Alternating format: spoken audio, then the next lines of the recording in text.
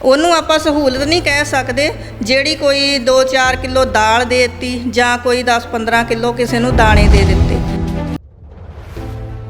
ਇੱਕ ਜ਼ਰੂਰੀ ਹੈ ਸਰਕਾਰ ਨੂੰ ਤਾਂ ਨਸ਼ੇ, ਤੇ ਉਹ ਆਪਣੇ ਜਿਹੜੇ ਲੋਕ ਸ਼ਾਨ ਨਾਲ ਕਹਿੰਦੇ ਹੋਣੇ ਆ ਮੰਤਰੀ ਕਿ ਸਾਡੇ ਦੇਸ਼ ਵਿੱਚ ਪਕੌੜੇ ਵੇਚਣ ਵਾਲਾ ਵੀ BA MA ਤੋਂ ਘੱਟ। ਸਭ ਤੋਂ ਵੱਡਾ ਧਰਮ ਜਿਹੜਾ ਸੱਚਾ ਧਰਮ ਆ ਉਹ ਤਾਂ ਇਨਸਾਨੀਅਤ ਆ। ਕਿਸੇ ਦੇ ਵੀ ਕਿ ਮੱਥੇ ਤੇ ਨਹੀਂ ਲਿਖਿਆ ਹੁੰਦਾ ਕਿ ਕੌਣ ਕਿਸ ਜਾਤ ਦਾ ਆ, ਕਿਸ ਧਰਮ ਦਾ ਆ। ਗੰਦੀ ਰਾਜਨੀਤੀ ਹੈ ਜੋ ਧਰਮ ਦੇ ਨਾਂ ਤੇ ਸਾਨੂੰ ਆਪਸ ਦੇ ਵਿੱਚ ਲੜਾ ਕੇ ਆਪ ਇਸ ਦੇਸ਼ ਦੇ ਹੁਕਮਰਾਨ ਬਣੇ ਬੈਠੇ ਆ। ਕਿਸੇ ਵੀ ਦੇਸ਼ ਦਾ ਸੰਵਿਧਾਨ ਜਿੰਨਾ ਮਰਜ਼ੀ ਚੰਗਾ ਹੋਵੇ, ਜਿੰਨਾ ਵੀ ਵਧੀਆ ਹੋਵੇ, ਪਰ ਜੇਕਰ ਉਸ ਨੂੰ ਅਮਲ ਦੇ ਵਿੱਚ ਲਿਆਉਣ ਵਾਲੇ ਲੋਕ ਬੇਈਮਾਨ ਹੋਣਗੇ ਤਾਂ ਉਹ ਸੰਵਿਧਾਨ ਮਾੜਾ ਸਾਬਤ ਹੋਏਗਾ। ਭਾਰਤ ਮਹਾਨ ਮੇਰਾ ਸੋਨੇ ਦੀ ਸੀ ਚਿੜੀ ਕਹਿੰਦੇ ਜੀ। ਭਾਰਤ ਮਹਾਨ ਮੇਰਾ ਸੋਨੇ ਦੀ ਸੀ ਚਿੜੀ ਕਹਿੰਦੇ, ਲੁੱਟ ਲੁੱਟ ਖਾ ਗਏ ਜਿਹੜੇ ਬਣੇ ਹੁਕਮਰਾਨ। ਕੀ ਬਾਤ। ਡਿਜੀਟਲ ਇੰਡੀਆ ਦੇ ਸੁਪਨੇ ਦਿਖਾਏ ਜਿਨ੍ਹਾਂ, ਡਿਜੀਟਲ ਇੰਡੀਆ ਦੇ ਸੁਪਨੇ ਦਿਖਾਏ ਜਿਨ੍ਹਾਂ, ਥਾਂ ਥਾਂ ਤੇ ਰੋਲ ਦਿੱਤੀ ਦੇਸ਼ ਦੀ ਹੈ ਆਨ ਜੀ। ਜੋ ਸੱਚਾਈ ਆ, ਇਹ ਸੱਚਾਈ ਆ ਮੇਰੇ ਹਿਸਾਬ ਨਾਲ। ਹਸਪਤਾਲ ਯੂਨੀਵਰਸਿਟੀਆਂ ਤੋਂ ਲੈਣਾ ਕੀ ਇਹ ਕਹਿੰਦੇ ਅਸੀਂ, ਹਸਪਤਾਲ ਯੂਨੀਵਰਸਿਟੀਆਂ ਤੋਂ ਲੈਣਾ ਕੀ ਇਹ ਕਹਿੰਦੇ ਅਸੀਂ, ਜਿੰਨੇ ਉੱਚੇ ਬੁੱਤ ਇੱਥੇ ਉਨੀ ਉੱਚੀ ਸਾਨ। ਕੀ ਬਾਤ ਹੈ। ਉਹ ਤਾਂ ਕੰਪੀਟੀਸ਼ਨ ਚੱਲਦਾ ਨਾ ਵੀ ਜਿੰਨਾ ਬੁੱਤ ਉੱਚਾ, ਤੇ ਹੁਣ ਦੂਜੀ ਧਿਰ ਨੇ ਵੀ ਲਾਉਣਾ ਸ਼ੁਰੂ ਕਰ ਦੇਣਾ ਜੀ। ਬਿਲਕੁਲ, ਕਿਉਂਕਿ ਇਹ ਸਾਡੇ ਸਮਾਜ ਦੇ ਵਿੱਚ, ਸਾਡੇ ਦੇਸ਼ ਦੇ ਵਿੱਚ ਲੋਕ ਇੱਥੇ ਮੂਰਤੀਆਂ ਨੂੰ ਅਹਿਮੀਅਤ ਜ਼ਿਆਦਾ ਦਿੰਦੇ ਆ। ਕਿਉਂਕਿ ਹਸਪਤਾਲ ਯੂਨੀਵਰਸਿਟੀਆਂ ਤੋਂ ਲੈਣਾ ਕੀ ਹੈ ਕਹਿੰਦੇ ਅਸੀਂ, ਜਿੰਨੇ ਉੱਚੇ ਬੁੱਤ ਇੱਥੇ ਓਨੀ ਉੱਚੀ ਸ਼ਾਨ। ਸੜਕਾਂ ਤੇ ਔਰਤਾਂ ਜਨਮ ਦੇਣ ਬੱਚਿਆਂ ਨੂੰ, ਸੜਕਾਂ ਤੇ ਔਰਤਾਂ ਜਨਮ ਦੇਣ ਬੱਚਿਆਂ ਨੂੰ, ਇੱਜ਼ਤਾਂ ਨੂੰ ਤਾਰ ਤਾਰ ਕਰਨ ਹੈਵਾਨ। ਇੱਕ ਦੁਖਦਾਈ ਜਿਹੜੀ ਇਹ ਸੱਚਾਈ ਆ ਦੇਸ਼ ਦੀ। ਡਿਜੀਟਲ ਇੰਡੀਆ ਦੱਸੋ ਹੋਰ ਕਿਹਨੂੰ ਕਹਿੰਦੇ ਨੇ, ਡਿਜੀਟਲ ਇੰਡੀਆ ਦੱਸੋ ਹੋਰ ਕਿਹਨੂੰ ਕਹਿੰਦੇ ਨੇ, ਮਰੇ ਹੋਏ ਕੁੱਤਿਆਂ ਨੂੰ ਖਾਣ ਇਨਸਾਨ, ਮਰੇ ਹੋਏ ਕੁੱਤਿਆਂ ਨੂੰ ਖਾਣ ਇਨਸਾਨ। ਭੁੱਖ ਤੇ ਗਰੀਬੀ 'ਚ ਭਵਿੱਖ ਜਾਵੇ ਰੁਲਦਾ, ਭੁੱਖ ਤੇ ਗਰੀਬੀ 'ਚ ਭਵਿੱਖ ਜਾਵੇ ਰੁਲਦਾ, ਕਿਹਨੂੰ ਅੱਜ ਯਾਦ ਇੱਥੇ ਰਾਸ਼ਟਰੀ ਗਾਨ, ਕਿਹਨੂੰ ਅੱਜ ਯਾਦ ਇੱਥੇ ਰਾਸ਼ਟਰੀ ਗਾਨ।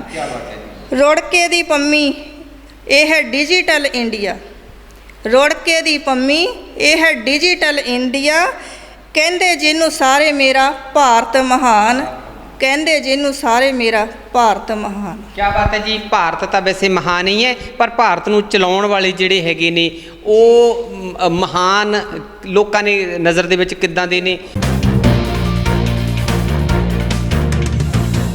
NKN TV ਦੇਖ ਰਹੇ ਸਰੋਤਿਆਂ ਦਾ ਸਵਾਗਤ ਹੈ। ਅੱਜ ਖਾਸ ਵਿਸ਼ੇ 'ਤੇ ਚਰਚਾ ਕਰਨ ਜਾ ਰਹੇ ਹਾਂ।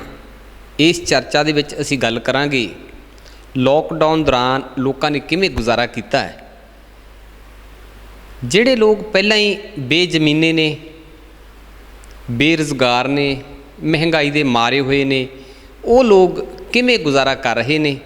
ਤੇ ਗੱਲ ਕਰਾਂਗੇ ਜਿਹੜੀ ਕਰੋਨਾ ਮਹਾਮਾਰੀ ਕਰੀਬ 5 ਮਹੀਨੇ ਤੋਂ ਸੰਸਾਰ ਭਰ ਦੇ ਵਿੱਚ ਹੈ, ਉਹਦਾ ਅਸਰ ਜਿਹੜਾ ਪੰਜਾਬ ਦੇ ਵਿੱਚ ਕਿੱਦਾਂ ਦਾ ਹੈ, ਲੋਕ ਕਿੰਨਾ ਕੁ ਜਾਗਰੂਕ ਹੋਏ ਨੇ, ਜਾਂ ਲੋਕ ਕਿੰਨਾ ਹੀ ਇਸ ਬਿਮਾਰੀ ਤੋਂ ਡਰੇ ਹੋਏ ਨੇ, ਜਾਂ ਸਰਕਾਰ ਦੀਆਂ ਜਿਹੜੀਆਂ ਸਹੂਲਤਾਂ ਲੋਕਾਂ ਨੂੰ ਕਿੰਨੀਆਂ ਕੁ ਮਿਲਦੀਆਂ ਨੇ।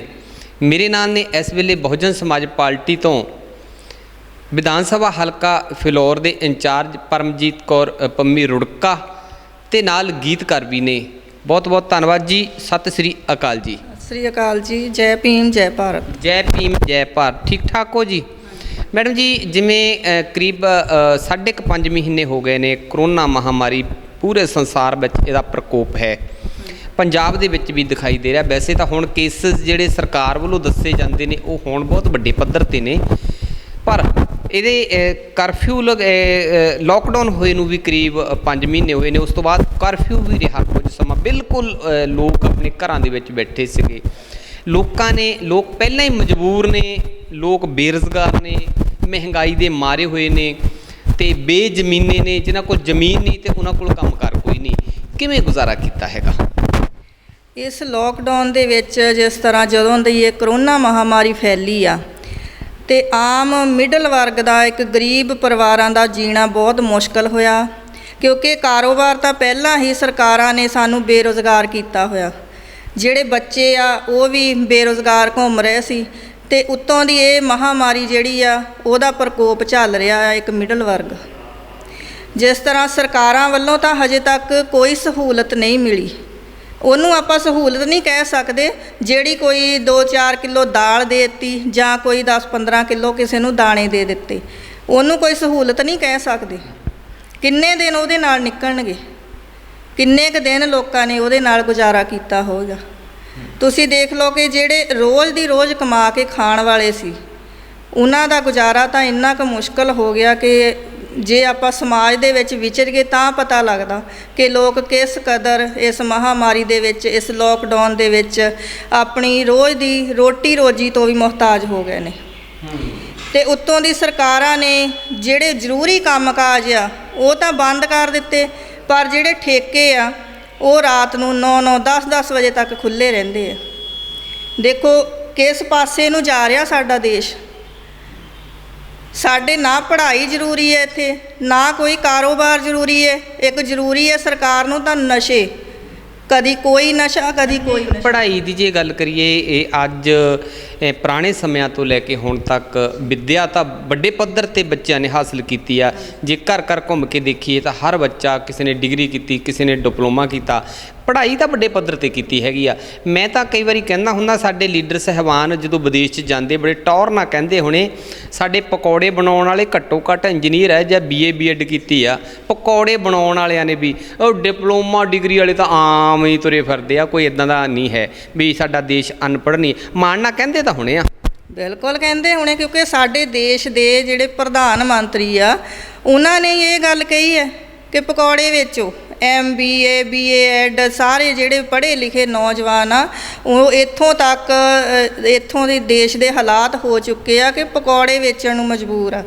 ਤੇ ਉਹ ਆਪਣੇ ਜਿਹੜੇ ਲੋਕ ਇਹ ਸ਼ਾਨ ਨਾਲ ਕਹਿੰਦੇ ਹੋਣੇ ਆ ਮੰਤਰੀ ਕਿ ਸਾਡੇ ਦੇਸ਼ ਵਿੱਚ ਪਕੌੜੇ ਵੇਚਣ ਵਾਲਾ ਵੀ BA MA ਤੋਂ ਘੱਟ ਨਹੀਂ। ਤੇ ਨਾਲ ਇਹ ਨਹੀਂ ਕਹਿੰਦੇ ਹੋਣੇ ਵੀ ਬੇਰੁਜ਼ਗਾਰੀ ਕਰਕੇ ਪਕੌੜੇ ਵੇਚਦੇ ਆ, ਇਹ ਕਹਿੰਦੇ ਹੋਣੇ ਵੀ ਪਕੌੜੇ ਵੇਚਣ ਵਾਲੇ ਜਿਹੜੇ ਉਹ BA BEd। ਹਾਂਜੀ ਹਾਂਜੀ, ਕਿਉਂਕਿ ਆਪਣੀ ਕਮਜ਼ੋਰੀ ਜਿਹੜੀ ਆ ਉਹ ਕੋਈ ਆਪ ਨਹੀਂ ਦੱਸਦਾ ਹੁੰਦਾ, ਪਰ ਜੱਗ ਜ਼ਾਹਰ ਹੈ। ਇਹ ਜਿਵੇਂ ਦੇਸ਼ ਦੇ ਜਿਹੜੇ ਸਾਡੇ ਦੇਸ਼ ਦੀ ਆਜ਼ਾਦੀ ਤੋਂ ਪਹਿਲਾਂ ਬਹੁਤ ਸਾਰੇ ਦੇਸ਼ ਭਗਤਾਂ ਨੇ ਜਾਨਾਂ ਕੁਰਬਾਨ ਕੀਤੀਆਂ ਦੇਸ਼ ਦੇ ਲਈ, ਤਸ਼ੱਦਦ ਸਹੇ, ਉਹਨਾਂ ਨੇ ਪਰਿਵਾਰ ਵਾਰ ਦਿੱਤੇ, ਵੰਡ ਵੇਲੇ ਬਹੁਤ ਪਰਿਵਾਰ ਉਜੜੇ ਆ, ਬਹੁਤਿਆਂ ਦੀਆਂ ਜ਼ਮੀਨਾਂ ਹਥਿਆਈਆਂ ਗਈਆਂ, ਖੋਹੀਆਂ ਗਈਆਂ ਜਾਂ ਵੰਡ ਪੈ ਗਈ ਆ, ਬਹੁਤੇ ਲੋਕਾਂ ਨੇ, ਬਹੁਤੇ ਪਰਿਵਾਰਾਂ ਨੇ ਘਾਟਾ ਖਾਧਾ ਹੈਗਾ। ਕੀ ਦੇਸ਼ ਭਗਤਾਂ ਨੇ ਇਸੇ ਕਰਕੇ ਘਾਟਾ ਖਾਧਾ, ਇਸੇ ਕਰਕੇ ਕੁਰਬਾਨੀਆਂ ਦਿੱਤੀਆਂ, ਇਸੇ ਕਰਕੇ ਤਸ਼ੱਦਦ ਸਹੇ ਕਿ ਇੱਥੇ ਜਿਹੜਾ ਉਹ ਪਹਿਲਾਂ ਜਿਹੜੇ ਗੋਰੇ ਸੀ ਉਹ ਚੱਲ ਜਾਣ ਤੇ ਗੋਰਿਆਂ ਦੀ ਜਗ੍ਹਾ ਰਾਜ ਉੱਦਾਂ ਦਾ ਹੀ ਹੋਵੇ ਪਰ ਬੰਦੇ ਬਦਲ ਜਾਣ? ਕੀ ਆਸ ਸੀਗੀ ਉਹਨਾਂ ਨੂੰ? ਜਦੋਂ ਇਹ ਦੇਸ਼ ਗੁਲਾਮ ਸੀ, ਜਦੋਂ ਆਪਾਂ ਕਹਿੰਦੇ ਆ ਕਿ ਗੋਰਿਆਂ ਦੇ ਹੱਥ ਵਿੱਚ ਸੀ ਬਾਗਡੋਰ, ਪਰ ਉਸ ਵੇਲੇ ਇਸ ਤਰ੍ਹਾਂ ਦੇ ਅਤਿਆਚਾਰ ਨਹੀਂ ਸੀ ਜੋ ਹੁਣ ਹੋ ਰਹੇ ਆ। ਹੁਣ ਅਸੀਂ ਆਜ਼ਾਦ ਹੋ ਕੇ ਵੀ ਗੁਲਾਮ ਆ। ਸਾਡੇ 'ਤੇ ਜਾਤ ਪਾਤ ਜਿਹੜੀ ਆ ਉਹਦੇ ਨਾਂ 'ਤੇ ਕਿੰਨੇ ਅਤਿਆਚਾਰ ਹੋ ਰਹੇ। ਰੋਜ਼ ਦੀ ਰੋਜ਼ ਕੋਈ ਨਾ ਕੋਈ ਖਬਰ, ਹਰ ਥਾਂ 'ਤੇ ਰੋਜ਼ ਇੱਕ ਨਾ ਇੱਕ ਖਬਰ ਸੁਣਨ ਨੂੰ ਮਿਲਦੀ ਹੈ ਕਿ ਅੱਜ ਇੱਥੇ ਇੱਕ ਲੜਕੀ ਨੂੰ ਰੇਪ ਕਰਕੇ ਉਹਦੀ ਹੱਤਿਆ ਕਰ ਦਿੱਤੀ ਗਈ ਆ। ਕੋਈ ਦਿਨ ਐਸਾ ਨਹੀਂ ਜਿਸ ਦਿਨ ਇਸ ਤਰ੍ਹਾਂ ਦੀਆਂ ਘਟਨਾਵਾਂ ਨਹੀਂ ਹੁੰਦੀਆਂ। ਕਿਤੇ ਪਾਣੀ ਪੀਣ ਤੋਂ, ਖੂਹ ਤੋਂ ਪਾਣੀ ਪੀਣ ਤੋਂ ਵੀ ਇੱਕ ਔਰਤ ਨੂੰ ਸ਼ਰੇਆਮ ਕੁੱਟਿਆ ਜਾਂਦਾ ਤੇ ਲਗਭਗ 100-150 ਉੱਥੇ ਜਿਹੜਾ ਬੰਦਾ ਮੌਜੂਦ ਸੀ ਉਹਨਾਂ ਵਿੱਚੋਂ ਕਿਸੇ ਨੇ ਵਿਰੋਧ ਵੀ ਨਹੀਂ ਕੀਤਾ। ਕਿੰਨਾ ਅਤਿਆਚਾਰ ਆ ਇਹ। ਤੇ ਇਸ ਤਰ੍ਹਾਂ ਦੀ ਆਜ਼ਾਦੀ ਨਾਲੋਂ ਤਾਂ ਮੈਂ ਕਹੂੰਗੀ ਕਿ ਸਾਨੂੰ ਉਹ ਗੁਲਾਮੀ ਚੰਗੀ ਸੀ। ਜੇ ਉਹ ਗੁਲਾਮੀ ਚੰਗੀ ਸੀ, ਨਾਲ ਸਾਡੇ ਜਿਹੜੇ ਜਿਨ੍ਹਾਂ ਨੇ ਕੁਰਬਾਨੀਆਂ ਕੀਤੀਆਂ ਉਹਨਾਂ ਦੀਆਂ ਜਾਨਾਂ ਤਾਂ ਨਾ ਜਾਂਦੀਆਂ। ਬਿਲਕੁਲ, ਹਾਂਜੀ, ਕਿਉਂਕਿ ਉਹਨਾਂ ਕੋਲੋਂ ਦੇਸ਼ ਨੂੰ ਆਜ਼ਾਦ ਕਰਵਾਉਣ ਲਈ ਇੰਨੇ ਲੋਕ ਸ਼ਹੀਦ ਹੋਏ। ਸਾਡੇ ਸ਼ਹੀਦਾਂ ਨੇ ਆਪਣੀਆਂ ਕੁਰਬਾਨੀਆਂ ਦਿੱਤੀਆਂ, ਪਰ ਉਹਨਾਂ ਨੇ ਕਦੀ ਇਹ ਨਹੀਂ ਸੋਚਿਆ ਹੋਏਗਾ ਕਿ ਮੇਰਾ ਆਉਣ ਵਾਲਾ ਭਾਰਤ ਦੇਸ਼ ਆਜ਼ਾਦ ਉਹ ਇਸ ਤਰ੍ਹਾਂ ਦਾ ਹੋਏਗਾ। ਮੈਡਮ ਜੀ, ਕੀ ਕਹਿਣਾ ਚਾਹੋਗੇ? ਜਿਵੇਂ ਸਾਡਾ ਦੇਸ਼ ਜਿਹੜਾ ਖਾਸ ਕਰਕੇ ਸੂਬਾ ਪੰਜਾਬ ਜਿਹੜਾ, ਇਹਨੂੰ ਗੁਰੂਆਂ, ਪੀਰਾਂ, ਫਕੀਰਾਂ, ਯੋਧਿਆਂ ਦੀ ਧਰਤੀ ਕਿਹਾ ਜਾਂਦਾ ਹੈਗਾ। ਇਹ ਧਰਮ ਧਰਮੀ ਲੋਕਾਂ ਦੀ ਧਰਤੀ ਕਿਹਾ ਜਾਂਦਾ, ਪਰ ਇੱਥੇ ਧਰਮ ਦੇ ਨਾਮ ਤੇ ਕਿੰਨੀ ਕੁ ਲੁੱਟ ਹੁੰਦੀ, ਜਾਂ ਇਹ ਕਹਿ ਲਈਏ ਕਿ ਧਰਮ ਤੇ ਚੱਲਣ ਵਾਲੇ ਲੋਕ ਕਿੰਨੇ ਕੁ ਨੇ, ਜਾਂ ਇਹ ਕਹਿ ਲਈਏ ਜਿਨ੍ਹਾਂ ਗੁਰੂਆਂ ਨੇ ਬਾਣੀ ਦੇ ਵਿੱਚ ਵੀ ਕਿਹਾ ਮਾਨਸ ਕੀ ਜਾਤ ਸਭ ਏਕੇ ਪਹਿਚਾਨ ਬੁਝਾ, ਬਾਬੇ ਨਾਨਕ ਨੇ ਬਹੁਤ ਅੱਛੇ ਸੰਦੇਹ ਦਿੱਤੇ ਨੇ, ਉਹਦੇ ਤੇ ਨਾ ਚੱਲ ਕੇ ਦੇਸ਼ ਜਿਹੜਾ ਅੱਜ ਵੀ ਗੈਰ ਬਰਾਬਰਤਾ, ਅਨਿਆਂ, ਬੇਇਨਸਾਫੀ, ਅੱਜ ਭ੍ਰਿਸ਼ਟਾਚਾਰ ਦਾ ਇੱਕ ਅੱਡਾ ਬਣ ਕੇ ਰਹਿ ਗਿਆ। ਤੇ ਜਿਹੜੇ ਰੌਲਾ ਪਾਉਣ ਵਾਲੇ ਲੋਕ ਨੇ ਉਹ ਧਰਮ ਦੇ ਨਾਮ ਤੇ ਜਾਂ ਉਹਨਾਂ ਦੇ ਨਾਲ ਰਲੇ ਹੋਏ ਜਿਹੜੇ ਰਾਜਨੀਤਿਕ ਲੀਡਰ ਹੈਗੇ ਨੇ, ਕੀ ਕਹਿਣਾ ਚਾਹੋਗੇ, ਕੀ ਉਹਨਾਂ ਦੇ ਮੱਥੇ ਤੇ ਕਲੰਕ ਲਾਉਣਾ ਚਾਹੋਗੇ ਤੁਸੀਂ ਅੱਜ? ਸਭ ਤੋਂ ਵੱਡਾ ਧਰਮ ਜਿਹੜਾ ਸੱਚਾ ਧਰਮ ਆ ਉਹ ਤਾਂ ਇਨਸਾਨੀਅਤ ਆ। ਕਿਸੇ ਦੇ ਵੀ ਮੱਥੇ ਤੇ ਨਹੀਂ ਲਿਖਿਆ ਹੁੰਦਾ ਕਿ ਕੌਣ ਕਿਸ ਜਾਤ ਦਾ ਆ, ਕਿਸ ਧਰਮ ਦਾ ਆ। ਇੱਥੇ ਸਾਡੇ ਸਮਾਜ ਨੂੰ, ਸਾਡੇ ਦੇਸ਼ ਨੂੰ ਜਾਤ ਪਾਤ ਔਰ ਧਰਮਾਂ ਦੇ ਨਾਂ ਤੇ ਆਪਸ ਦੇ ਵਿੱਚ ਲੜਾਇਆ ਜਾ ਰਿਹਾ। ਇਹ ਸਿਰਫ ਇੱਕ ਗੰਦੀ ਰਾਜਨੀਤੀ ਕਹੂੰਗੀ ਮੈਂ, ਗੰਦੀ ਰਾਜਨੀਤੀ ਹੈ ਜੋ ਧਰਮ ਦੇ ਨਾਂ ਤੇ ਸਾਨੂੰ ਆਪਸ ਦੇ ਵਿੱਚ ਲੜਾ ਕੇ ਆਪ ਇਸ ਦੇਸ਼ ਦੇ ਹੁਕਮਰਾਨ ਬਣੇ ਬੈਠੇ ਆ। ਪਰ ਦੇਸ਼ ਚਲਾਉਣ ਦੀ ਉਹਨਾਂ ਨੂੰ ਕੋਈ ਇਹ ਹੈ ਹੀ ਨਹੀਂ ਕਿ ਉਹ ਦੇਸ਼ ਜਿਹੜਾ ਉਹ ਕਿੱਦਾਂ ਚੱਲਣਾ। ਸਾਡੇ ਦੇਸ਼ ਦੇ ਵਿੱਚ ਕਿਸ ਤਰ੍ਹਾਂ ਦੀ ਇੱਥੇ ਰਾਜ ਹੋਣਾ ਚਾਹੀਦਾ, ਕੀ ਸਹੂਲਤ ਚਾਹੀਦੀ ਆ, ਇਹ ਸਭ ਚੀਜ਼ਾਂ ਤੋਂ ਸਾਡੇ ਦੇਸ਼ ਦੇ ਜਿਹੜੇ ਪ੍ਰਧਾਨ ਮੰਤਰੀ ਕਹਿ ਲਓ, ਚਾਹੇ ਕੋਈ ਵੀ ਮੰਤਰੀ ਕਹਿ ਲਓ, ਉਹ ਇਹਨਾਂ ਚੀਜ਼ਾਂ ਤੋਂ ਬਹੁਤ ਦੂਰ ਆ। ਸਿਰਫ ਆਪਣੇ ਪੇਟ ਭਰਨ ਤੇ ਆਪਣੀਆਂ ਰੋਟੀਆਂ ਸੇਕਣ ਤੇ ਹੋਏ ਆ। ਕੀ ਕਹਿਣਾ ਚਾਹੋਗੇ ਜਿਹੜੇ ਅੱਜ ਸਾਡਾ ਦੇਸ਼ ਦੇ ਅੰਦਰ ਜਿਹੜਾ ਸਮਾਜ ਪੜ੍ਹਿਆ ਲਿਖਿਆ ਜਾਂ ਰਿਟਾਇਰਡ ਹੈਗਾ, ਉਹ ਰਾਜਨੀਤੀ ਦੇ ਵਿੱਚ ਆਉਣਾ ਨਹੀਂ ਚਾਹੁੰਦਾ, ਤੇ ਜੇ ਰਾਜਨੀਤੀ 'ਚ ਆਉਣਾ ਨਹੀਂ ਚਾਹੁੰਦਾ ਦੁਬਾਰਾ ਫਿਰ ਉਹਨਾਂ ਹੀ ਲੋਕਾਂ ਦੇ ਕੋਲ ਵਾਗਡੋਰ ਦੇਸ਼ ਦੀ ਚਲੇ ਜਾਂਦੀ ਹੈਗੀ ਆ, ਜਾਂ ਉਹ ਧਾਰਮਿਕਤਾ ਦੇ ਅੰਨੇ ਜਿਹੜੇ ਲੋਕ ਹੈਗੇ ਉਹਨਾਂ ਦੇ ਹੱਥਾਂ ਦੇ ਵਿੱਚ ਚਲ ਜਾਂਦੀ, ਤਾਂ ਕਿ ਲੋਕ ਜਿਹੜੇ ਹੈਗੇ ਆ ਉਹ ਦੁਬਾਰਾ ਫਿਰ ਉਹੀ ਜਾਤ ਪਾਤ, ਧਰਮ, ਪਾੜਾ, ਬਰਾਬਰ ਗੈਰ ਬਰਾਬਰਤਾ ਉਸ ਦੇ ਭੱਠੀ ਦੇ ਵਿੱਚ ਝੁਕਦੇ ਫਿਰ ਮਜਬੂਰ ਹੋਣਾ ਪੈਂਦਾ। ਕੀ ਕਹਿਣਾ ਚਾਹੋਗੇ, ਕਿੱਦਾਂ ਦੇ ਲੋਕਾਂ ਨੂੰ ਅੱਗੇ ਆਉਣਾ ਚਾਹੀਦਾ? ਦੇਖੋ, ਰਾਜਨੀਤੀ ਤੋਂ ਵੀ ਉੱਪਰ ਉੱਠ ਕੇ ਮੈਂ ਤਾਂ ਇਹ ਕਹੂੰਗੀ ਕਿ ਸਾਨੂੰ ਇਹ ਦੇਖਣਾ ਚਾਹੀਦਾ ਕਿ ਕਿਸ ਤਰ੍ਹਾਂ ਦਾ ਰਾਜ ਸਾਨੂੰ ਚਾਹੀਦਾ। ਕਿਸ ਬੇਗਮਪੁਰੇ ਦੀ ਗੱਲ ਸਤਿਗੁਰੂ ਰਵਿਦਾਸ ਮਹਾਰਾਜ ਨੇ ਕੀਤੀ, ਸਾਡੇ ਗੁਰੂਆਂ ਨੇ, ਸਾਡੇ ਪੀਰਾਂ ਨੇ, ਸਤਿਗੁਰੂ ਨਾਨਕ ਦੇਵ ਜੀ ਕਹਿ ਲਓ, ਸਤਿਗੁਰੂ ਕਬੀਰ ਜੀ, ਉਹਨਾਂ ਸਾਰਿਆਂ ਨੇ ਹੀ ਸਮਾਨਤਾ ਦੀ ਗੱਲ ਕੀਤੀ, ਬਰਾਬਰਤਾ ਦੀ ਗੱਲ ਕੀਤੀ, ਆਪਸੀ ਭਾਈਚਾਰੇ ਦੀ ਗੱਲ ਕੀਤੀ, ਪਰ ਇੱਥੇ ਇਹ ਸਾਰਾ ਕੁਝ ਨਜ਼ਰ ਨਹੀਂ ਆ ਰਿਹਾ। ਮੈਡਮ ਜੀ, ਜਿਸ ਰਹਿਬਰਾਂ ਦਾ ਤੁਸੀਂ ਨਾਮ ਲਿਆ ਹੈਗਾ, ਜਿਨ੍ਹਾਂ ਗੁਰੂਆਂ ਦਾ ਤੁਸੀਂ ਨਾਮ ਲਿਆ ਹੈਗਾ, ਉਹਨਾਂ ਗੁਰੂਆਂ ਨੇ ਜਿਸ ਸਿਸਟਮ ਦਾ ਵਿਰੋਧ ਕੀਤਾ, ਅੱਜ ਸਿਸਟਮ ਉਸੇ ਸਿਸਟਮ ਦੇ ਹੱਥ ਦੇ ਵਿੱਚ ਰਾਜ ਹੈ, ਤੇ ਇਹਦੇ ਵਿੱਚ ਕਸੂਰ ਕਿਹਨਾਂ ਦਾ ਕਹੋਗੇ?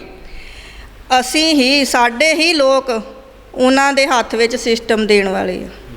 ਉਹਨਾਂ ਦੇ ਹੱਥ ਦੇ ਵਿੱਚ ਦੇਸ਼ ਦੀ ਬਾਗਡੋਰ ਦੇਣ ਵਾਲੇ ਹੋਰ ਕੋਈ ਨਹੀਂ, ਉਹ ਅਸੀਂ ਹੀ ਖੁਦ ਹਾਂ, ਸਾਡਾ ਹੀ ਸਮਾਜ ਆ। ਕਿਉਂਕਿ ਜੋ ਮੂਰਤੀ ਪੂਜਾ, ਜਿਨ੍ਹਾਂ ਚੀਜ਼ਾਂ ਤੋਂ ਵਿਰੋਧ ਕੀਤਾ ਸੀ ਉਹਨਾਂ ਗੁਰੂਆਂ ਨੇ ਕਿ ਇਸ ਚੀਜ਼ ਦੇ ਅਸੀਂ ਖਿਲਾਫ ਆ, ਬਾਣੀ ਨੂੰ ਪੜ੍ਹਨ ਦਾ ਜਾਂ ਉਹਦੇ 'ਤੇ ਆਪਾਂ ਅਮਲ ਕਰੀਏ ਫਿਰ ਫਾਇਦਾ ਆ, ਤੇ ਨਾ ਕਿ ਆਪਾਂ ਉਸ ਚੀਜ਼ ਨੂੰ ਰੱਖ ਕੇ ਪੂਜੀਏ। ਇੱਕ ਸਿੱਧੀ ਜਿਹੀ ਗੱਲ ਆ, ਸਿਰਫ ਮੈਂ ਨਹੀਂ ਕਹਿ ਰਹੀ, ਸਾਡੇ ਗੁਰੂਆਂ ਨੇ ਇਹ ਗੱਲ ਕਹੀ ਆ ਕਿ ਜੋ ਬਾਣੀ ਦੇ ਵਿੱਚ ਲਿਖਿਆ ਆ ਉਸ 'ਤੇ ਅਮਲ ਕਰਾਂਗੇ ਤਾਂ ਸੁਧਾਰ ਹੋਣਾ।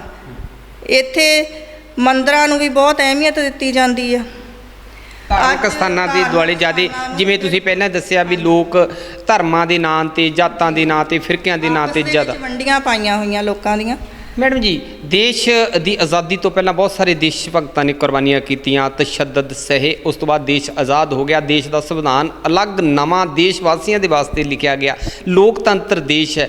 ਫਿਰ ਵੀ 73 ਸਾਲ ਦੀ ਆਜ਼ਾਦੀ ਦੇ ਵਿੱਚ ਇੱਥੇ ਸਿਸਟਮ ਚੇਂਜ ਕਿਉਂ ਨਹੀਂ ਆਇਆ? ਜਿਉਂ ਸੀ ਜਿਉਂ ਦਾ ਤਿਉਂ ਹੀ ਹੈ, ਸਮਾਂ ਪਿੱਛੇ ਨੂੰ ਗਿਆ ਹੈਗਾ। ਅੱਜ ਸਮਾਂ ਹੋਰ ਗੈਰ ਬਰਾਬਰਤਾ ਵਧੀ ਹੈਗੀ ਆ, ਗਰੀਬੀ ਤੇ ਅਮੀਰੀ ਦਾ ਪਾੜਾ ਵਧਿਆ ਹੈਗਾ। ਜਿਹੜਾ ਅਮੀਰ ਉਹ ਅਮੀਰ ਹੋ ਰਿਹਾ, ਜਿਹੜਾ ਗਰੀਬ ਆ ਉਹ ਗਰੀਬ ਹੋ ਰਿਹਾ। ਇਹ ਫਿਰ ਲੋਕਤੰਤਰ ਤੇ ਦੇਸ਼ ਦੀ ਆਜ਼ਾਦੀ ਜਾਂ ਇਹਦਾ ਆਪਣਾ ਸੰਵਿਧਾਨ ਦਾ ਫਿਰ ਦੇਸ਼ ਵਾਸੀਆਂ ਨੂੰ ਫਾਇਦਾ ਕੀ ਹੋ ਸਕਿਆ? ਜਦੋਂ ਬਾਬਾ ਸਾਹਿਬ ਡਾਕਟਰ ਅੰਬੇਡਕਰ ਜੀ ਨੇ ਭਾਰਤ ਦਾ ਸੰਵਿਧਾਨ ਲਿਖਿਆ, ਜਦੋਂ ਉਹਨਾਂ ਨੇ ਉਹ ਸੰਵਿਧਾਨ ਕਮੇਟੀ ਨੂੰ ਸੌਂਪਿਆ ਤਾਂ ਉਹਨਾਂ ਨੇ ਇੱਕ ਗੱਲ ਕਹੀ ਸੀ ਕਿ ਕਿਸੇ ਵੀ ਦੇਸ਼ ਦਾ ਸੰਵਿਧਾਨ ਜਿੰਨਾ ਮਰਜ਼ੀ ਚੰਗਾ ਹੋਵੇ, ਜਿੰਨਾ ਵੀ ਵਧੀਆ ਹੋਵੇ, ਪਰ ਜੇਕਰ ਉਸ ਨੂੰ ਅਮਲ ਦੇ ਵਿੱਚ ਲਿਆਉਣ ਵਾਲੇ ਲੋਕ ਬੇਈਮਾਨ ਹੋਣਗੇ ਤਾਂ ਉਹ ਸੰਵਿਧਾਨ ਮਾੜਾ ਸਾਬਤ ਹੋਏਗਾ। ਤੇ ਜੇ ਕਿਸੇ ਦੇਸ਼ ਦਾ ਸੰਵਿਧਾਨ ਮਾੜਾ ਹੈ ਤਾਂ ਉਸ ਨੂੰ ਇਮਾਨਦਾਰੀ ਦੇ ਨਾਲ, ਜੇ ਲਾਗੂ ਕਰਨ ਵਾਲੇ ਲੋਕ ਇਮਾਨਦਾਰ ਸੱਚੇ ਹੋਣਗੇ ਤਾਂ ਉਹ ਸੰਵਿਧਾਨ ਮਾੜਾ ਵੀ ਜਿਹੜਾ ਚੰਗਾ ਸਾਬਤ ਹੋਏਗਾ। ਤੇ ਇਹੀ ਅਸੀਂ ਦੇਖ ਰਹੇ ਹਾਂ। ਭਾਰਤ ਦਾ ਸੰਵਿਧਾਨ ਦੁਨੀਆ ਦੇ ਸਰਵਸ਼੍ਰੇਸ਼ਟ ਸੰਵਿਧਾਨਾਂ ਦੇ ਵਿੱਚੋਂ ਇੱਕ ਆ ਤੇ ਜਿਹੜਾ ਇਹਨਾਂ ਦੇ ਹੱਥਾਂ ਦੇ ਵਿੱਚ ਆਇਆ, ਉਹਨਾਂ ਨੇ ਚੰਗੀ ਤਰ੍ਹਾਂ ਪੂਰੀ ਤਰ੍ਹਾਂ ਲਾਗੂ ਹੀ ਨਹੀਂ ਕੀਤਾ, ਉਸ 'ਤੇ ਅਮਲ ਹੀ ਨਹੀਂ ਕੀਤਾ। ਤੇ ਅਸੀਂ ਸੰਵਿਧਾਨ ਨੂੰ ਮਾੜਾ ਨਹੀਂ ਕਹਿ ਸਕਦੇ। ਸਾਡਾ ਸੰਵਿਧਾਨ ਜਿਹੜਾ, ਅਸੀਂ ਸਲੂਟ ਕਰਦੇ ਹਾਂ ਬਾਬਾ ਸਾਹਿਬ ਡਾਕਟਰ ਅੰਬੇਡਕਰ ਜੀ ਦੀ ਸੋਚ ਨੂੰ, ਜਿਨ੍ਹਾਂ ਨੇ ਸਾਨੂੰ ਉਸ ਗੁਲਾਮੀ ਦੀਆਂ ਜੰਜੀਰਾਂ ਦੇ ਵਿੱਚੋਂ ਕੱਢਿਆ। ਖਾਸ ਕਰਕੇ ਮੈਂ ਔਰਤ ਜਾਤ ਦੀ ਗੱਲ ਕਰਾਂਗੀ ਕਿ ਪੈਰ ਦੀ ਜੁੱਤੀ ਤੋਂ ਸਿਰ ਦਾ ਤਾਜ ਬਣਾਇਆ ਬਾਬਾ ਸਾਹਿਬ ਡਾਕਟਰ ਅੰਬੇਡਕਰ ਜੀ ਨੇ, ਤੇ ਸੰਵਿਧਾਨ ਦੇ ਵਿੱਚ ਔਰਤਾਂ ਨੂੰ ਬਰਾਬਰ, ਮਰਦਾਂ ਦੇ ਬਰਾਬਰ ਦੀ ਜਿਹੜੀ ਆ ਉਹ ਸਮਾਨਤਾ ਦਿੱਤੀ। ਤੇ ਇਹ ਜਿਹੜਾ ਦੇਸ਼ ਹੈ, ਜਦੋਂ ਤੱਕ ਭਾਰਤ ਦਾ ਸੰਵਿਧਾਨ ਸਹੀ ਹੱਥਾਂ ਦੇ ਵਿੱਚ ਨਹੀਂ ਆਉਂਦਾ, ਉਦੋਂ ਤੱਕ ਇਹ ਜਿਹੜਾ ਦੇਸ਼ ਆ ਇਸੇ ਤਰ੍ਹਾਂ ਹੀ ਆਪਸੀ ਲੜਾਈ ਝਗੜੇ ਦੇ ਵਿੱਚ, ਧਰਮਾਂ ਦੇ ਵਿੱਚ ਇਸ ਨੂੰ ਫਸਾ ਕੇ ਆਪਸ ਵਿੱਚ ਲੜਾਇਆ ਜਾਊਗਾ। ਮੈਡਮ ਜੀ, ਬੜੀ ਕਹਾਵਤ ਪੁਰਾਣੀ ਆ ਵੀ ਉੱਤਰ ਕਾਟੋ ਮੈਂ ਚੜ੍ਹਾਂ। ਸਰਕਾਰਾਂ ਬਦਲੀਆਂ ਨੇ, ਲੋਕਾਂ ਨੇ ਬਦਲੀਆਂ ਹੈਗੀਆਂ। 73 ਸਾਲ ਦੇ ਵਿੱਚ ਬਹੁਤ ਵਾਰੀ ਵੋਟਾਂ ਵਿਧਾਨ ਸਭਾ ਦੀ ਪਈਆਂ, ਬਹੁਤ ਸਾਰੀ ਲੋਕ ਸਭਾ ਦੀ ਪਈਆਂ, ਪੰਚਾਇਤਾਂ ਤੋਂ ਲੈ ਕੇ ਹਰ ਚੋਣਾਂ 5 ਸਾਲ ਬਾਅਦ। ਇਸੇ ਕਰਕੇ ਚੋਣਾਂ ਹੁੰਦੀਆਂ ਨੇ, 5 ਸਾਲ ਦਾ ਪੀਰੀਅਡ ਹੈ ਕਿ ਜੇ ਇਹ ਕੰਮ ਨਹੀਂ ਅੱਛਾ ਕਰਦੇ ਤਾਂ ਬਦਲਿਆ ਜਾ ਸਕਦਾ। ਲੋਕਾਂ ਦੇ ਹੱਥਾਂ ਦੇ ਵਿੱਚ ਸ਼ਕਤੀ ਹੈਗੀ ਆ। ਲੋਕਾਂ ਨੇ ਸਿਸਟਮ ਨੂੰ ਅੱਛਾ ਕਿਉਂ ਨਹੀਂ ਬਣਾਇਆ? ਅੱਛੇ ਲੋਕਾਂ ਦੇ ਹੱਥ ਦੇ ਵਿੱਚ ਕਿਉਂ ਨਹੀਂ ਦਿੱਤਾ? ਕੀ ਕਹਿਣਾ ਚਾਹੋਗੇ? ਉਹਦੇ ਵਿੱਚ ਚੰਗੇ ਲੋਕ ਨਹੀਂ ਮੋਹਰੇ ਆਉਂਦੇ ਜਾਂ ਲੋਕਾਂ 'ਚ ਪਰਖ ਹੈ ਨਹੀਂ ਗੀ? ਚੰਗੇ ਲੋਕਾਂ ਦਾ ਮੋਹਰੇ ਆਉਣ ਦਾ ਵੀ ਤਾਂ ਹੀ ਫਾਇਦਾ ਆ ਜੇਕਰ ਲੋਕ ਆਪਣੀ ਵੋਟ ਦੀ ਕੀਮਤ ਸਮਝਣ। ਹਜੇ ਤੱਕ ਲੋਕ ਆਪਣੀ ਵੋਟ ਦੀ ਕੀਮਤ ਨੂੰ ਸਮਝ ਨਹੀਂ ਸਕੇ ਕਿ ਅਸੀਂ ਜਿਹੜੀ ਇਹ ਵੋਟ ਪਾ ਕੇ ਆਪਣੀ ਕਿਸੇ ਨੂੰ ਆਪਣਾ ਰਾਜ ਦੇ ਰਹੇ ਹਾਂ, ਕਿਉਂ ਨਾ ਅਸੀਂ ਆਪ ਉਸ ਰਾਜ ਵੱਲ ਨੂੰ ਜਾਈਏ। ਇਹ ਬਹੁਤ ਵੱਡੀ ਇੱਕ ਚਿੰਤਾ ਦਾ ਵਿਸ਼ਾ ਕਹਿ ਸਕਦੇ ਹਾਂ ਕਿ ਇੱਕ ਸ਼ਡਿਊਲ ਕਾਸਟ ਕਹਿ ਲਓ, 85% ਲੋਕ ਸਮਾਜ ਆ ਆਪਣਾ, ਜੋ ਹਜੇ ਤੱਕ ਦੂਸਰਿਆਂ ਨੂੰ ਹੀ ਵੋਟਾਂ ਪਾ ਕੇ ਅਸੀਂ ਉਸ ਰਾਜ ਭਾਗ 'ਤੇ ਬਿਠਾਇਆ ਹੋਇਆ। ਨਹੀਂ, ਉਹ ਤੇ ਹੈ ਬਿਠਾਇਆ। ਹੁਣ ਤੱਕ ਕਹਿਣਾ ਕੀ ਚਾਹੁੰਦੇ ਹੋ ਸਮਾਜ ਨੂੰ ਕਿ ਜਿਹੜਾ ਆਉਣ ਵਾਲੇ ਸਮੇਂ ਦੇ ਵਿੱਚ, ਜਿਹੜਾ ਸਮਾਂ ਲੰਘਿਆ ਸੋ ਲੰਘਿਆ, ਵਾਪਸ ਨਹੀਂ ਆਉਣਾ। ਆਉਣ ਵਾਲੇ ਸਮੇਂ ਦੇ ਵਿੱਚ ਜਿਵੇਂ ਅੱਜ ਇਹ ਨੌਜਵਾਨ ਜਿਹੜੀ ਪੀੜ੍ਹੀ ਆ, ਪਹਿਲੀ ਗੱਲ ਤਾਂ ਸਕੂਲ ਸਾਰੇ ਬੰਦ ਹੋਣ ਦੇ ਕੰਢੇ 'ਤੇ ਨੇ। ਜਿਹੜੇ ਮਾੜਾ ਮੋਟਾ ਚੱਲਦੇ ਨੇ ਉੱਥੇ ਅਧਿਆਪਕ ਹੈ ਨਹੀਂ। ਜੇ ਅਧਿਆਪਕ ਹੈ ਨਹੀਂ ਤਾਂ ਬਾਕੀ ਸਿਸਟਮ ਹੈ ਨਹੀਂ। ਜੇ ਸਿਸਟਮ ਹੈ ਤਾਂ ਉਹ ਅਧਿਆਪਕਾਂ ਨੂੰ ਉਲਝਾਇਆ ਜਾ ਰਿਹਾ। ਜੇ ਔਖੇ ਸੌਖੇ ਪੜ੍ਹ ਵੀ ਜਾਂਦੇ ਨੇ ਬੱਚੇ ਤਾਂ ਉਹਨਾਂ ਕੋਲ ਜੋਬ ਹੈ ਨਹੀਂ। ਔਖੇ ਸੌਖੇ ਹੋਰ ਮਾਪਿਆਂ ਨੂੰ ਕਰਜ਼ਾਈ ਕਰਕੇ ਵਿਦੇਸ਼ਾਂ ਵੱਲ ਨੂੰ ਕੂਚ ਕਰ ਰਹੇ ਨੇ, ਉੱਥੇ ਵੀ ਉਹਨਾਂ ਨੂੰ ਮੁਸ਼ਕਲਾਂ ਆਉਂਦੀਆਂ। ਇਸ ਭੈੜੇ ਸਿਸਟਮ ਤੋਂ ਤੰਗ ਹੋ ਕੇ ਵਿਦੇਸ਼ਾਂ 'ਚ ਜਾਂਦੇ ਨੇ। ਤੇ ਇਹ ਉਲਾਂਭਾ ਨੌਜਵਾਨ ਪੀੜ੍ਹੀ ਇਕੱਠੇ ਹੋ ਕੇ ਕਦੋਂ ਸੰਬੰਧਿਤ MLA MP ਨੂੰ ਉਲਾਂਭਾ ਦੇਣਗੇ? ਉਲਾਂਭੇ ਦਿੰਦਿਆਂ ਨੂੰ ਤਾਂ ਆਪਾਂ ਨੂੰ ਲਗਭਗ 70-72 ਸਾਲ ਹੋ ਗਏ। ਉਲਾਂਭੇ ਹੀ ਦੇ ਰਹੇ ਆ। ਜਿਹੜੀਆਂ ਵੀ ਸਰਕਾਰਾਂ ਆਉਂਦੀਆਂ ਆ ਉਹ ਚੋਣ ਮੈਨੀਫੈਸਟੋ ਤਿਆਰ ਕਰਦੀਆਂ ਤੇ ਲੋਕ ਉਹਨਾਂ ਦੇ ਝਾਂਸੇ ਦੇ ਵਿੱਚ ਆ ਕੇ ਦੁਬਾਰਾ ਫਿਰ ਆਪਣਾ ਜਿਹੜਾ ਸਮਰਥਨ, ਆਪਣੀ ਵੋਟ ਆ ਉਹਨਾਂ ਨੂੰ ਹੀ ਦੇਈ ਜਾ ਰਹੇ ਆ। ਉਹ ਦੇਈ ਜਾ ਰਹੇ ਨੇ। ਇਦਾਂ ਦਾ ਸਮਾਂ ਆਏਗਾ ਕਿ ਲੋਕ ਵੋਟਾਂ ਦੇ ਦਿਨਾਂ ਦੇ ਵਿੱਚ ਜਦੋਂ ਪਤਾ ਲੱਗਾ ਵੀ ਇਸ ਹਲਕੇ ਦੇ ਵਿੱਚ, ਇਸ ਪਿੰਡ ਦੇ ਵਿੱਚ ਲੀਡਰ ਸਾਹਿਬਾਨ ਵੋਟਾਂ ਮੰਗਣ ਵਾਲਿਆਂ ਨੇ ਆਉਣਾ, ਲੋਕ ਪਿੰਡਾਂ ਦੇ ਬਾਹਰ ਬੈਠਣਗੇ, ਆਣ ਸਹੀ ਸਾਡੇ ਪਿੰਡ ਨੂੰ, ਜਰਾ ਉਹਨਾਂ ਨੂੰ ਪਿਛਲਾ ਹਿਸਾਬ ਕਰਾਂਗੇ ਤਾਂ ਫੇਰ ਜਾਣ ਦਿਆਂਗੇ। ਹਜੇ ਤੱਕ ਇਹ ਆ ਜੇ ਝੂਠ ਬੋਲਿਆ ਤਾਂ ਵੀ ਤਾੜੀਆਂ ਲਾਈ ਜਾਂਦੇ ਆ। ਜੇ ਪਿਛਲੀ ਵਾਰੀ ਦੇ ਕਹਿਤਾ ਸੀ ਅਸੀਂ ਤੁਹਾਨੂੰ ਦੇ ਦਿੱਤਾ ਸਾਰਾ ਕੁਝ, ਤਾਂ ਵੀ ਤਾੜੀਆਂ ਲਾਈ ਜਾਂਦੇ। ਲੋਕਾਂ ਨੂੰ ਕਦੋਂ ਸਮਝ ਬਣੇਗੀ? ਇਹੀ ਤਾਂ ਸਾਡੇ ਵਿੱਚ ਕਮੀ ਆ, ਕਿਉਂਕਿ ਜਿਹੜੇ ਸਾਡੇ ਕੋਲ ਆਉਂਦੇ ਆ ਕਿ ਕੀ ਅਪੀਲ ਕਰਨਾ ਚਾਹੋਗੇ ਤੁਸੀਂ? ਇਹਦੇ ਲਈ ਤਾਂ ਮੈਂ ਲੋਕਾਂ ਨੂੰ ਇਹੀ ਅਪੀਲ ਕਰੂੰਗੀ ਕਿ ਅਸੀਂ ਬਹੁਤ ਚਿਰ ਹੋ ਗਿਆ ਸਾਨੂੰ ਦੇਖਦਿਆਂ ਨੂੰ, ਸਾਨੂੰ ਸਿਰਫ ਲਾਰਿਆਂ ਤੱਕ ਰੱਖਿਆ ਇਹਨਾਂ ਨੇ। ਤੇ ਮੈਂ ਬਹੁਜਨ ਸਮਾਜ ਪਾਰਟੀ ਵੱਲੋਂ ਇਹ ਅਪੀਲ ਕਰਦੀ ਹਾਂ ਕਿ ਵੱਧ ਤੋਂ ਵੱਧ ਬਹੁਜਨ ਸਮਾਜ ਪਾਰਟੀ ਦਾ ਸਮਰਥਨ ਕਰੋ। ਇੱਕ ਵਾਰ ਬਹੁਜਨ ਸਮਾਜ ਪਾਰਟੀ ਨੂੰ ਆਪਣੇ ਦੇਸ਼ ਦੀ ਬਾਗਡੋਰ ਫੜਾ ਕੇ ਦੇਖੋ। ਅਗਰ ਮੈਂ ਨਾਲ ਹੀ ਇਹ ਵੀ ਕਹਿਣਾ ਚਾਹੁੰਦੀ ਹਾਂ ਕਿ ਅਗਰ ਸਾਡੇ ਉਹ ਜੋ ਅਰਮਾਨ ਆ, ਜੋ ਸਾਡੇ ਸੁਪਨੇ ਆ, ਜੋ ਸਾਨੂੰ ਚਾਹੀਦਾ ਆ, ਅਗਰ ਉਹਨਾਂ ਚੀਜ਼ਾਂ ਦੇ ਉੱਤੇ ਖਰੇ ਨਹੀਂ ਉਤਰਦੇ ਤਾਂ 5 ਸਾਲ ਦੁਬਾਰਾ ਆ ਜਾਣੇ ਆ। ਅਸੀਂ ਫੇਰ ਬਦਲ ਸਕਦੇ ਹਾਂ, ਪਰ ਇੱਕ ਵਾਰ ਮੌਕਾ ਦੇਣਾ ਆਪਣਾ ਬਣਦਾ।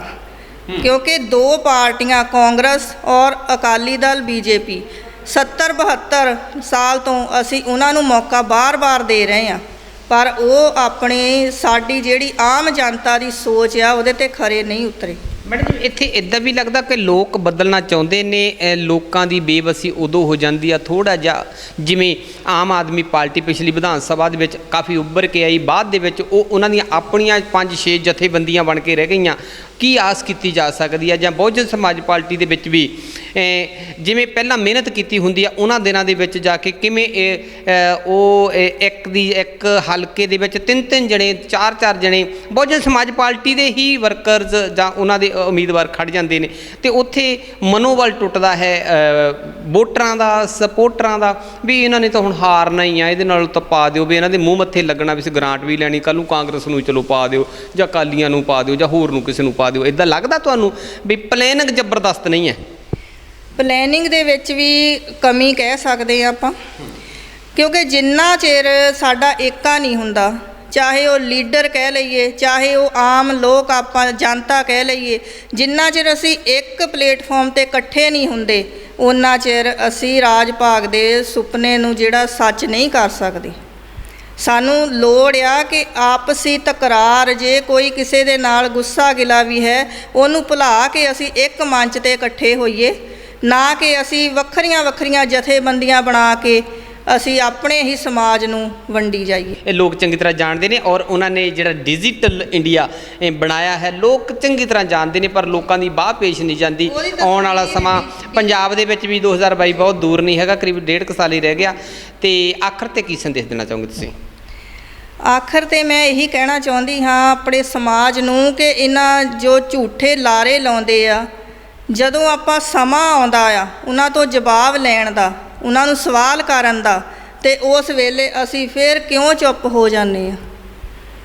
ਕਿਉਂ ਅਸੀਂ ਫਿਰ ਉਹਨਾਂ ਦੇ ਉਸੇ ਝੂਠੇ ਭਾਸ਼ਣ 'ਤੇ ਤਾੜੀਆਂ ਲਾਉਂਦੇ ਆ? ਕਿਉਂ ਨਾ ਅਸੀਂ ਇੱਕ ਵਾਰ ਇੱਕ ਮੁੱਠ ਹੋ ਕੇ, ਅਸੀਂ ਸਾਰਾ ਸਮਾਜ ਇੱਕ ਮੁੱਠ ਜੇ ਹੋ ਜਾਈਏ ਤਾਂ ਸਾਡੇ 'ਤੇ ਜ਼ੁਲਮ ਜਿਹੜਾ ਹੋ ਰਿਹਾ ਆ, ਅਸੀਂ ਉਹਨਾਂ ਨੂੰ ਉਸ ਕਿਨਾਰੇ 'ਤੇ ਲਾ ਦਈਏ ਜਿਹੜੇ ਸਾਡੇ ਉੱਪਰ ਇਸ ਤਰ੍ਹਾਂ ਦੇ ਜ਼ੁਲਮ ਕਰ ਰਹੇ। ਮੈਡਮ ਜੀ ਇੱਥੇ ਮੈਂ ਗੱਲ ਕਰਾਂਗਾ ਕਿ ਲੋਕਾਂ ਦੀਆਂ ਵੋਟਾਂ ਦੇ ਦੌਰਾਨ ਲੀਡਰਾਂ ਕੋਲ ਮੰਗਾਂ ਵੀ ਉੱਦਾਂ ਦੀਆਂ ਹੁੰਦੀਆਂ ਵੀ ਸਾਡਾ ਛੱਪੜ ਡੂੰਘਾ ਕਰ ਦਿਓ, ਸਾਡੀ ਕਬਰਾਂ ਨੂੰ ਜਿਹੜੇ ਉਹ ਵਗਲ ਕਰਵਾ ਦਿਓ, ਮੁਰਦੇ ਕਿਹੜਾ ਭੱਜ ਚੱਲੇ ਆ, ਛੱਪੜ ਨੂੰ ਇਹ ਨਹੀਂ ਕਹਿਣਾ ਵੀ ਪਿੰਡੋਂ ਬਾਹਰ ਕੱਢ ਦਿਓ, ਵੀ ਵਧੀਆ ਤਰੀਕੇ ਨਾਲ ਇਹਨੂੰ ਡਿਜੀਟਲ ਬਣਾਓ, ਉਹ ਨਹੀਂ ਕਹਿਣਾ ਵੀ ਵਧੀਆ ਵਧੀਆ ਪਾਰਕਾਂ ਬਣਾ ਦਿਓ, ਜਾਂ ਲੜਾਈ ਹੁੰਦੀ ਨੀਲੇ ਕਾਰਡਾਂ ਦੀ, ਜਾਂ ਲੜਾਈ ਹੁੰਦੀ ਆ 5 ਕਿਲੋ ਦਾਣਿਆਂ ਦੀ ਦਾਲ ਦੀ, ਬਸ ਇੱਥੇ ਕਿ ਲੜਾਈ ਰਹਿ ਗਈ। ਸੋਚ ਜਿਹੜੀ ਲੋਕਾਂ ਦੀ ਉਹ ਆਟਾ ਦਾਲ ਦੀਆਂ ਸਕੀਮਾਂ ਦੇ ਵਿੱਚ ਫਸ ਕੇ ਰਹਿ ਗਈ ਹੈ। ਬਹੁਤ ਬਹੁਤ ਧੰਨਵਾਦ ਜੀ ਤੁਹਾਡਾ, ਬਹੁਤ ਅੱਛਾ ਸੰਦੇਸ਼ ਦਿੱਤਾ ਤੁਸੀਂ ਸਰੋਤਿਆਂ ਨੂੰ। ਜੈ ਭੀਮ, ਜੈ ਭਾਰਤ ਜੀ। ਬਹੁਤ ਧੰਨਵਾਦ ਜੀ। ਜੈ ਭੀਮ ਜੈ ਭਾਰਤ ਸੀ ਇਹ ਜੀ ਪੰਮੀ ਰੁੜਕਾ, ਜਿਨ੍ਹਾਂ ਨੇ ਬਹੁਤ ਬਰੀਕੀ ਦੇ ਨਾਲ ਇਹ ਆਪਣੇ ਗੀਤ ਦੇ ਬੋਲਾਂ ਰਾਹੀਂ ਵੀ ਡਿਜੀਟਲ ਇੰਡੀਆ ਤੇ ਇੱਕ ਵਿਅੰਗ ਕੱਸਿਆ ਕਿ ਮਾਣਯੋਗ ਜਿਹੜੀਆਂ ਸਾਡੀਆਂ ਸਰਕਾਰਾਂ ਹੈਗੀਆਂ, ਸਾਡੇ MLA MP ਸਾਹਿਬਾਨ, ਉਹਨਾਂ ਦੀ ਅਸਲ ਜ਼ਿੰਮੇਵਾਰੀ ਵੱਲ ਨੂੰ ਉਹਨਾਂ ਦਾ ਮੂੰਹ ਕੀਤਾ, ਚਿਹਰਾ ਕੀਤਾ ਵੀ ਅਸਲ ਤੁਹਾਡੀਆਂ ਜ਼ਿੰਮੇਵਾਰੀਆਂ ਆ ਨੇ। ਦੂਜੀ ਗੱਲ ਇਹ ਕਿ ਲੋਕਤੰਤਰ ਦਾ ਵੀ ਅਹਿਸਾਸ ਕਰਾਇਆ ਦੇਸ਼ ਦੇ ਲੋਕਾਂ ਨੂੰ ਕਿ ਲੋਕਤੰਤਰ ਦਾ ਅਸਲ ਮਤਲਬ ਹੈ ਕਿ ਇਹ 5 ਸਾਲੀ ਸਰਕਾਰਾਂ ਚੁਣੋ, ਜੇ ਨਹੀਂ ਕੰਮ ਚੰਗਾ ਕਰਦੀਆਂ ਤਾਂ ਬਦਲਿਆ ਜਾ ਸਕਦਾ। ਸੰਵਿਧਾਨ ਸਾਡੇ ਕੋਲ ਹੱਕ ਹੈ, ਅਧਿਕਾਰ ਹੈ, ਪਰ ਅਸੀਂ ਉੱਥੇ ਹੀ ਦੁਬਾਰਾ ਫਿਰ ਆ ਜਾਂਦੇ ਹਾਂ ਕਿ ਜਦੋਂ ਮੰਤਰੀ ਸਾਹਿਬ, ਲੀਡਰ ਸਾਹਿਬਾਨ, ਉਸ ਵੇਲੇ ਦੇ ਉਮੀਦਵਾਰ ਜਦੋਂ ਫਿਰ ਵੋਟਾਂ ਨੂੰ ਆਉਂਦੇ ਨੇ, ਉਹ ਤੁਹਾਡੀਆਂ ਮੰਗਾਂ ਕਿੱਦਾਂ ਦੀਆਂ ਹੁੰਦੀਆਂ ਨੇ? ਸਾਡੇ ਸਿਵੇ ਪੱਕੇ ਹੋ ਜਾਣ, ਸਾਡਾ ਛੱਪੜ ਡੂੰਘਾ ਹੋ ਜਾਵੇ, ਸਾਡੀ ਨਾਲੀ ਟੁੱਟੀ ਆ, ਸਾਡੀ ਗਲੀ ਟੁੱਟੀ ਆ, ਸਾਡੇ ਨੀਲਾ ਕਾਰਡ ਹੈ ਨਹੀਂ ਗਾ, ਇੱਦਾਂ ਦੀਆਂ ਹੁੰਦੀਆਂ। ਉਸ ਵੇਲੇ ਸਾਡੇ ਬੱਚੇ ਜਿਹੜੇ ਬੇਰੁਜ਼ਗਾਰ ਹੈ, ਉਹਨਾਂ ਨੂੰ ਤੁਸੀਂ ਭੁੱਲ ਕੇ ਅੱਖਾਂ ਮੀਚ ਕੇ ਦਾਰੂ ਮੰਗਣ ਲੱਗਦੇ, ਤੇ ਵੱਡੇ ਵੱਡੇ ਫਿਰ ਹੁਣ ਠੇਕੇ ਤਾਂ ਖੁੱਲ੍ਹਣੇ ਹੀ ਆ ਸਰਕਾਰਾਂ ਨੇ। ਆਓ ਆਉਣ ਵਾਲੇ ਸਮੇਂ ਦੇ ਵਿੱਚ ਜਿਹਨੂੰ ਤੁਸੀਂ ਮੰਨਦੇ ਹੋ ਉਹ ਤੁਹਾਨੂੰ ਸਮੱਤ ਬਖਸ਼ੇ, ਤੇ 2022 ਦੇ ਵਿੱਚ ਅੱਛੀ ਸਰਕਾਰ ਬਣਾਓ ਪੰਜਾਬ ਦੇ ਵਿੱਚ, ਆਸ ਕਰਦੇ ਹਾਂ। ਬਹੁਤ ਬਹੁਤ ਤੁਹਾਡਾ ਧੰਨਵਾਦ ਜੀ। ਦੇਖਦੇ ਰਹੋ NKN TV।